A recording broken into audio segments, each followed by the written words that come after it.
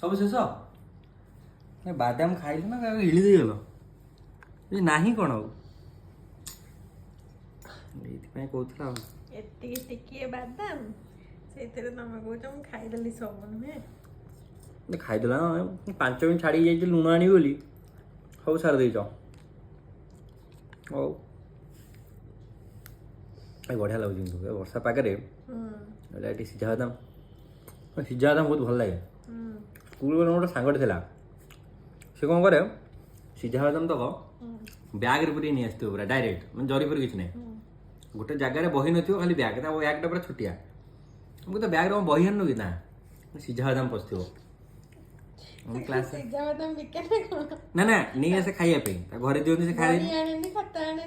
ସିଝା ବାଦାମ ଧରିକି ପଳେଇ ଆସିଥିବ ବ୍ୟାଗ୍ରେ ପୁରା ସିଝା ବାଦାମ ପୁରା ଭୁରୁ ବାସ୍ନା ଆସୁଥିବ ସିଝା ବାଦାମ ଆମେ ସବୁ ଥାର୍ଡ ବେଞ୍ଚରେ ବସିଥିବୁ ବାସ୍ ବ୍ୟାକ୍ ବେଞ୍ଚର ଥିଲା କି ବ୍ୟାକ୍ ବେଞ୍ଚର ତ ପୁରା ଖାଲି ବ୍ୟାକ୍ ବେଞ୍ଚର ଖାଇବା ପାଇଁ ଯାଇଥିବୁ ଟିକେ ଖାଇବାକୁ ମିଳିବ ବିସ୍କୁଟ ବାଦାମ ମିକ୍ସଚର ସବୁ ପଡ଼ିଥିବ ତା ବ୍ୟାଗ୍ ଭିତରେ